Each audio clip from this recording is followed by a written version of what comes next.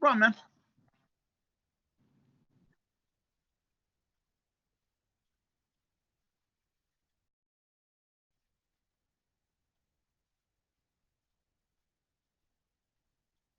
Yeah. Yeah.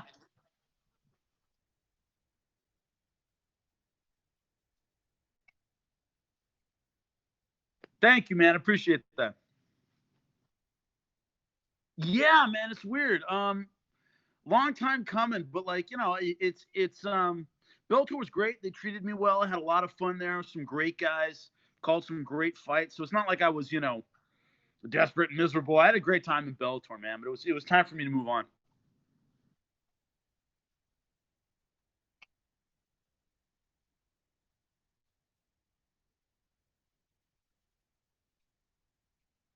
No, no, I don't think I heard that one.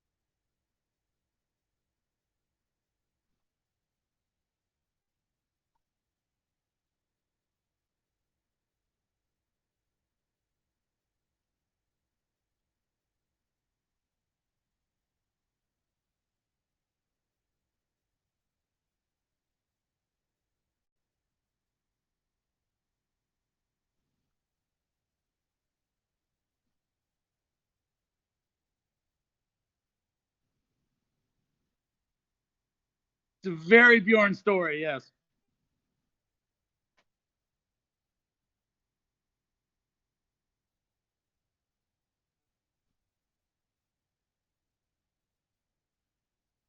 Yeah.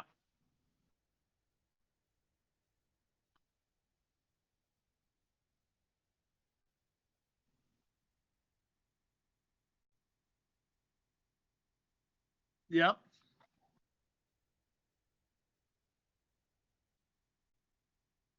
Awesome, man. You made the right decision, dude. Yep.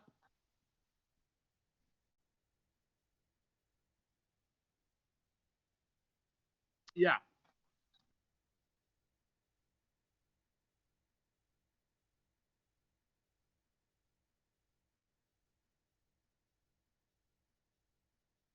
I'm not calling it.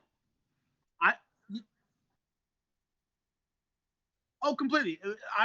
I personally choose to not make predictions on fights that I'm calling, so I'll look biased. Like if I'm calling a fight, I never predict the winner. Um, but on the Fox desk, they encourage us to pick who we think's going to win, stuff like that. It's when I'm actually commentating the fight, I don't make predictions because it's I don't want to seem biased or prejudiced. Yep.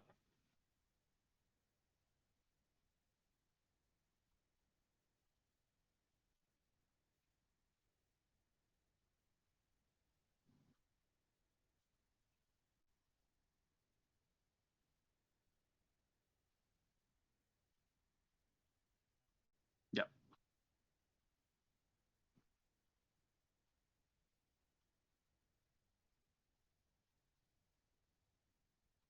Quick. Yeah. Was looking good. Yeah.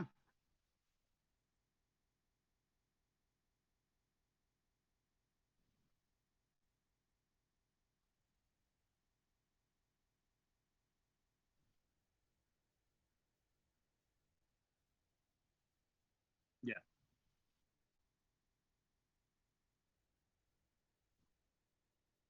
100%.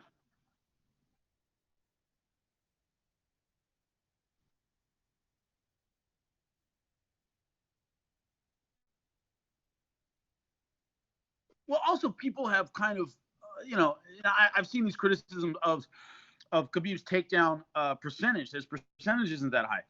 Yeah, they're right, but he's not a one shot kind of guy. He kind of grinds on you and leans on you. You can pop back to your feet, and a lot of people do, but man, it's like having a fucking bag of cement around your neck when that guy he's just always on you. It's not like Matt Hughes that blast double leg and you're off your feet. He generally doesn't do that very much. It's like his wearing down, grinding kind of style where I think the percentages are misleading because, oh, he only gets half his takedowns. Well, what do you consider a takedown attempt? Because he's always hanging on to somebody. He's always grabbing for something.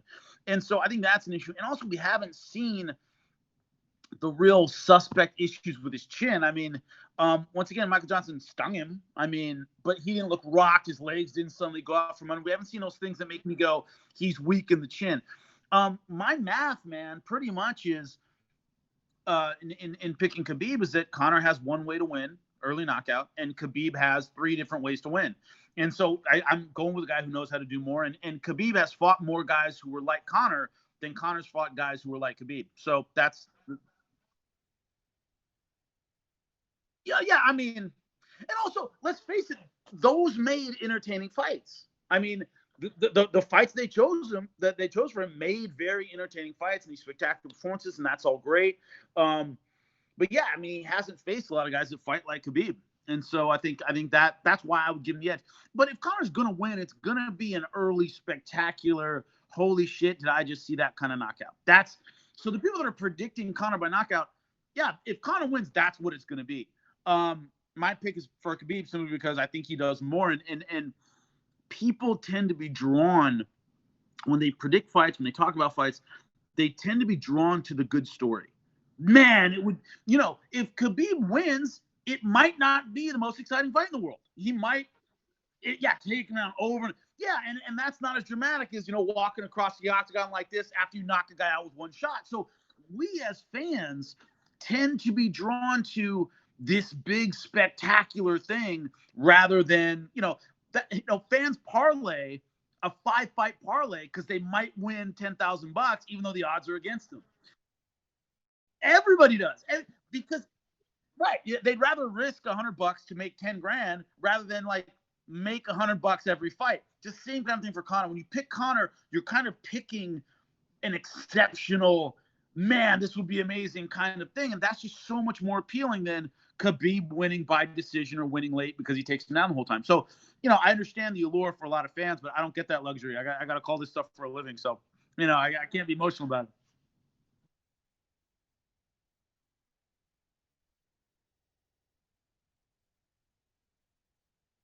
No.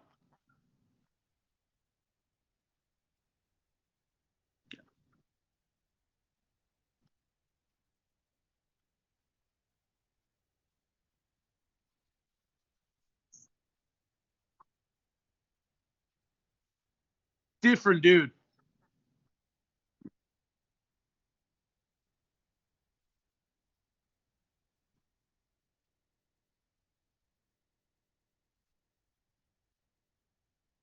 And Ortega's a great example of holy shit, how far has this sport gotten in the last 5 years? Ortega is outstanding. Yeah.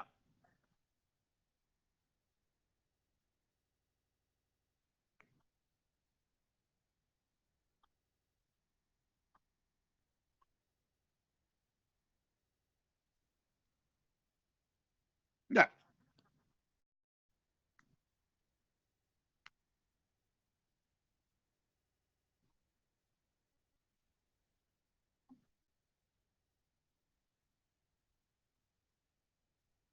That's what he does. Yeah.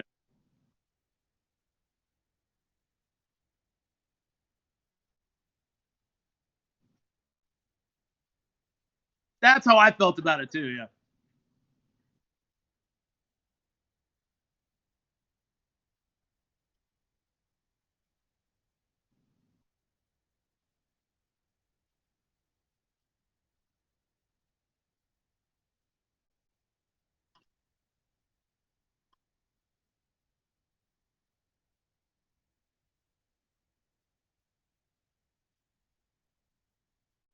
Yeah.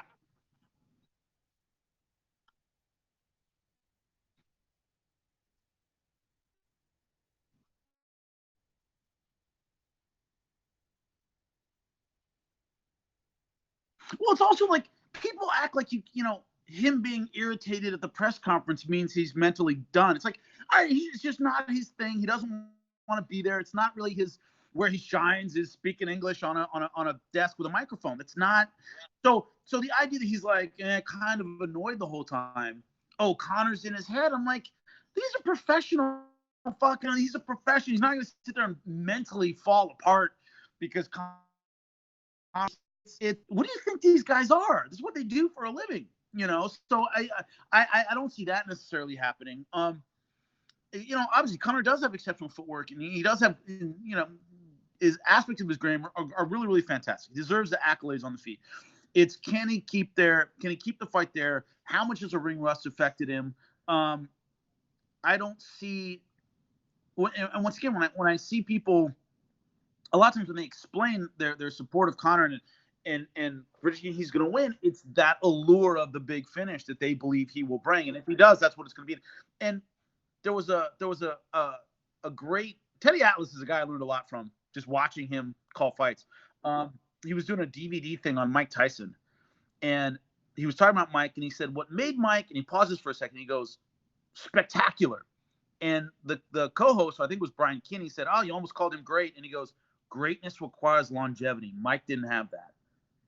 Spectacular. We remember when I tell you the best heavyweight of the '80s was Larry Holmes. Most people kind of look at you like that. The dude beat everybody in front of him, got to 48-0 for a long time, the second longest heavyweight reign in boxing history at the time. But Mike had the big knockouts we all remember. And so it's Mike. We go, I think Larry Holmes is the best heavyweight of the '80s. It's just we remember the spectacular Mike Tyson. And so in a sense, there's a similar kind of, not that Conor isn't a great fighter, I believe he is. It's people tend to gravitate and get more emotional and excited about that aspect of the game. Yeah.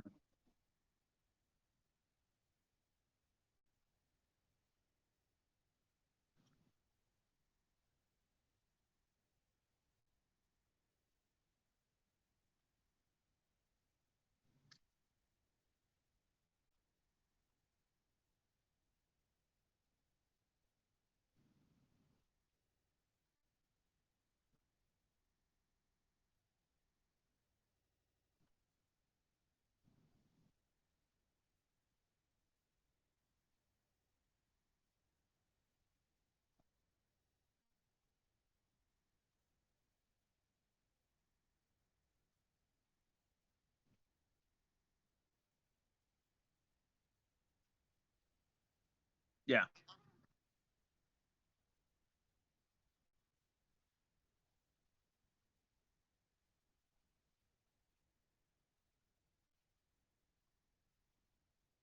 Oh, 100%.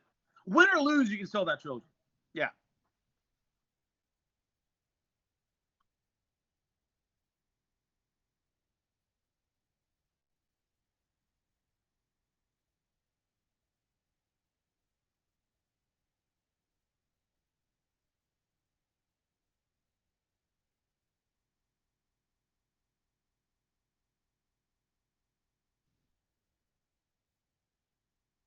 That division's too good to send the champ out running errands in other divisions. You know, like it's just too deep. I mean, you have Ferguson, you have Kevin Lee who looked fantastic. You have all these fighters at 55, the winner of Poirier Diaz, where the champ has to sit there and clear out some of these names before he goes off. I agree with you completely. He still has a lot of options if he loses. He might have more options if he loses. Then you could send him to all these other fights and all these other divisions, and kind of he becomes almost just like weight class free agent when you send him anywhere. If he wins and becomes champion, it's very, very hard. That line is backing up right now. That line's backing up right now, let alone the champ goes off and fights Anderson Silva. And then it's like, all right, how long are you going to hold this up? With the monsters you have at 55, if he wins the belt, he's got to stay there for, at least a year clearing out some of these. Yeah, at least 3 fights. And 3 in a year is a lot. At least 3 fights to clear out that division.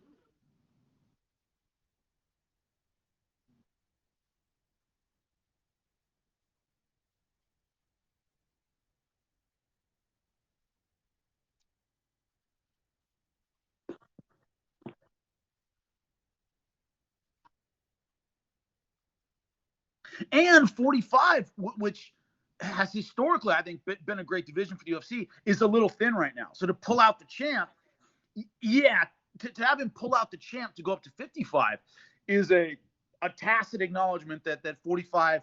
One of the problems is Frank Edgar is so damn good, and he's been the gatekeeper. He's so good that it's kind of kept a lot of talent.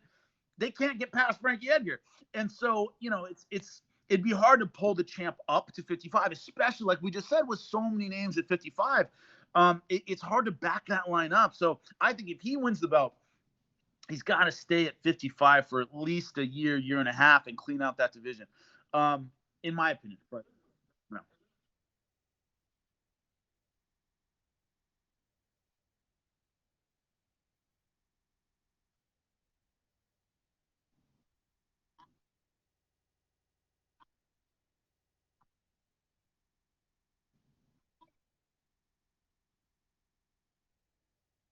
Yeah, yeah.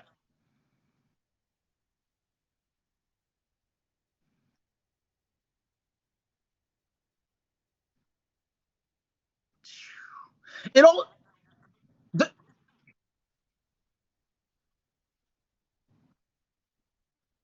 I mean, the problem is with having Conor in the division is, well, it is because you have a guy who this one fight, I can make more than I've made my whole fucking career. So waiting around for that fight and, oh, gee, I get another shark in this tank. I mean, let's say Kevin Lee gets passed over for Ferguson. For sake of argument. Who the fuck's Kevin Lee going to fight that isn't a murderer while you're waiting? Like waiting for this fight, it's like waiting to get picked up, getting rescued in a fucking a sea full of sharks. That 5 minutes you're waiting for the boat could be your last 5 minutes. So that's the problem with Conor being such a money fight. It's so hard to get, guys can go, well, you can fight now, or you can wait a year, wait 2 years. For Conor, it makes more financial sense to wait because that division is so damn good. So yeah, man, it's anybody who gets the call. Number one, you can justify pretty much anyone getting the call. Who wins out of this group we're talking about? Kevin Lee, Ferguson, Diaz, Poirier, even if Pettis wins, you can justify any of those. Probably one more, but if he dusts him, he's in the mix. It's crazy. So yeah, so you get that idea of whoever gets passed over is losing millions of dollars. So it's not just like, oh, I'll wait for the title shot. What if Conor loses to Ferguson? You have to fight Ferguson, and the payday is not going to be what it would if it would have been Conor. So it's just it is a fucking lottery ticket to fight Conor.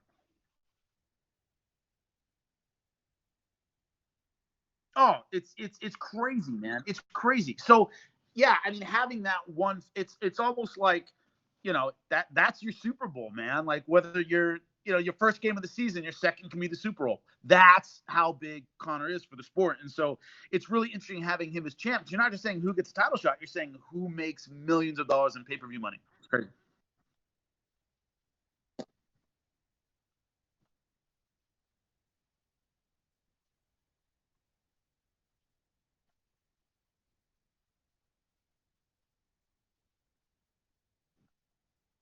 Yeah.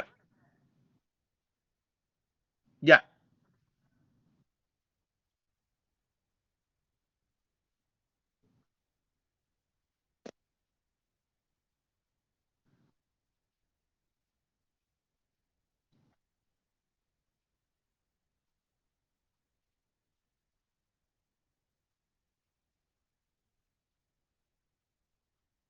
Yeah.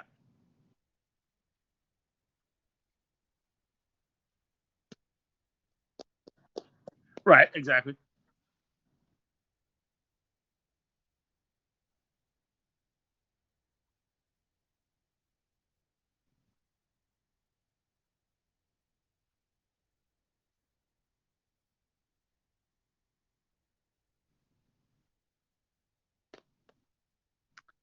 I mean, it would be.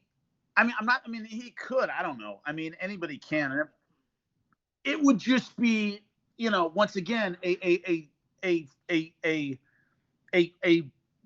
quarterback in his prime winning the Super Bowl and retiring. It'd be like, no, that's when you start making money. That's when all the, I mean, that's bam, that next year is your money year. So it's really insane. Could he? Of course he could. I don't think it'd be great for the division. And especially the idea he would walk away from a guaranteed, you're starting to get into big 7-figure paydays. And, that's, yeah, big dude. Big dude. Yeah, yeah, yeah.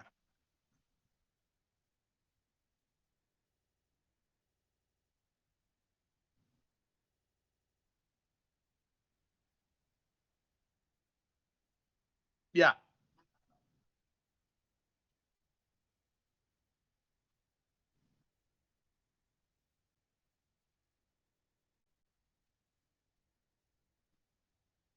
it's huge. It's huge.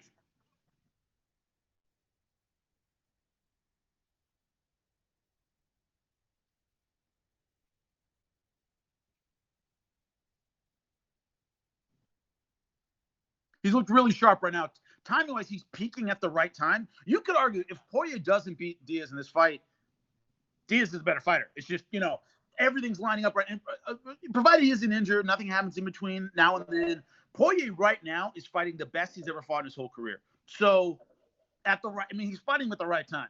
So, and also Diaz will have the time off, and it's not going to get any better for Dustin Poirier. So he's got to make his stake now. He has to win in dramatic fashion. Remember, of all the guys on this list, Conor knocked him out decisively. So he's really got to make a statement. All the other guys can say Diaz beat him, and then the other guys haven't fought him yet. So they kind of have a leg up in terms of the ability to sell that fight. You got to remember, from our point of view, I'm a commentator, opening and all this stuff. I got to tell you why you should watch this fight. This is why this guy's fighting, and here's why you should be interested in this fight. Poirier, the selling point is the hard part is he's gotten much better, but a lot of fans will remember Conor already knocked him out.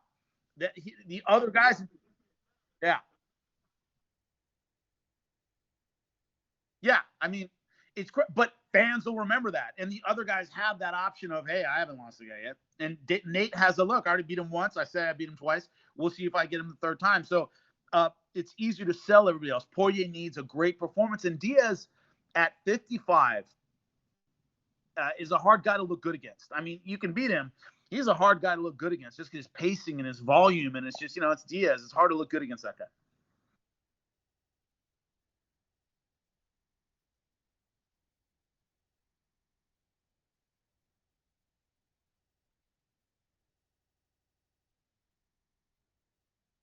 Yeah, never.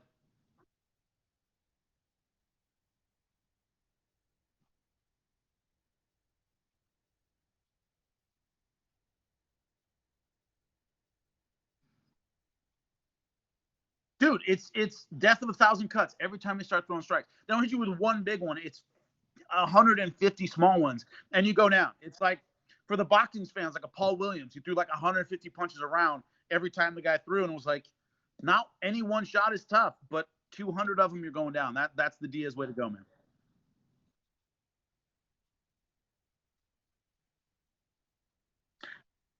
What's funny? It's when I look at this card and I look at everybody on it, it's one of the few cards where I don't feel that anybody's under the radar, just because there's so much hype and there's so many people looking at every single aspect of this fight. I got a friend whose house I'm going over tomorrow to watch it. He's starting at like 4 o'clock or whatever it is. He's like, dude, I'm watching prelims, I'm watching the fight pass. Come on over and we'll eat all day. So it's like an all day event. I don't think there's anybody that I would consider, because of the nature of this card, who's under the radar, man. I think they all have a chance to shine, which is why you want to be on a Conor card, man. That Dude, that's a main event. That's a main event fight. I love Formiga. He's fantastic. I think Pettis had the fight of his career against Benavidez. I thought it was fantastic. Yeah. So but I would lean toward Formiga just because Pettis, man, he decisions everybody. He's sharp and he's clean and he's great. He'll let you into the fight the entire time. Formiga's got a little bit more of that finishing ability, which I think is important, especially at that weight class. So that's how I feel about it. Yeah. It's a good bet. It's a good bet. Yeah. Yeah. And his ground game's sick. Got a nice ground game, dude. I like his jiu-jitsu, bro. I like it a lot. So that's how I feel about it.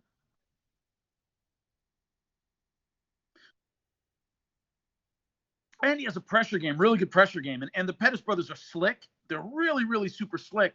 But, remember that RDA pressure, the things that kind of take that tricky game away from you. I think Formiga has that kind of style. So I would lean toward Formiga. I think that's a good bet. Yeah.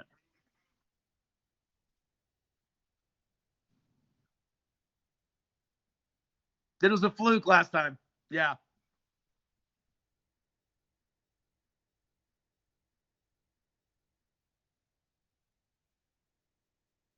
Wait till you see this one, and it's yeah,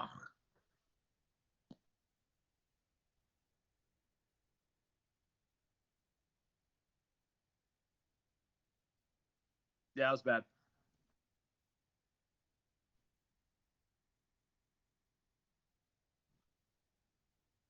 Yeah, yeah, it's crazy.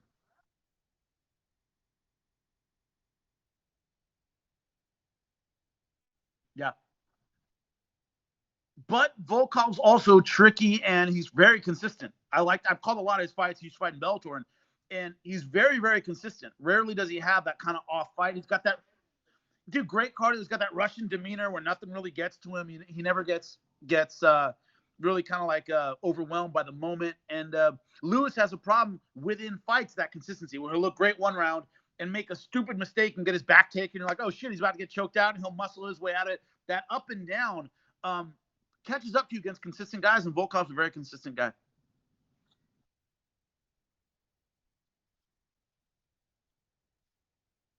Yeah, it was. Well, he's not a big heavyweight too. Also, Volkov's a lean guy. I mean, he's a skinny, tall heavyweight, so he's just not carrying the mass of like a Derek Lewis or an Ngannou, or he's just not. He's much more light on his feet, which I think might carry him through this fight, man.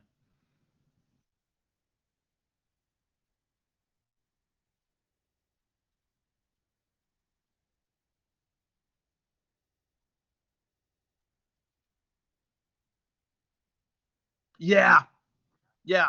It's an interesting. It's hard to find fighters in that division that can put that three or four together, just because so many I think are so evenly matched that it's hard to get like that three or four fight streak. I think Felice is fighting great. I've known Felice for a long time. Great fighter, and she's gotten over a few of the mental humps in the last few fights. But Waterson is so tricky, and that versatility tend to catch Felice thinking when she sees that kind of versatility and movement and stance switches and all those things that Waterson, yeah, that Waterson does well. I think it's a tough style matchup, but I give the physical advantages to Felice Herrig. When they squared off, man, Felice is a lot bigger. She is strong, shredded, dude. I mean, her Instagram, I watch it for like the shreds. I'm not stalking her or anything like that because like that's wrong. But like the fitness aspect, bro, it's not stalking. It's on Instagram, but she's fucking shredded. She's really big, so I think she has a lot of the physical advantage. It's gonna be an interesting one, man. But I gotta take off, man. I got an appointment I gotta keep. Really appreciate the time, brother. All right. Anytime, man. Give me a ring. I'll join you again. All right. Will do, brother. You have a good one, man.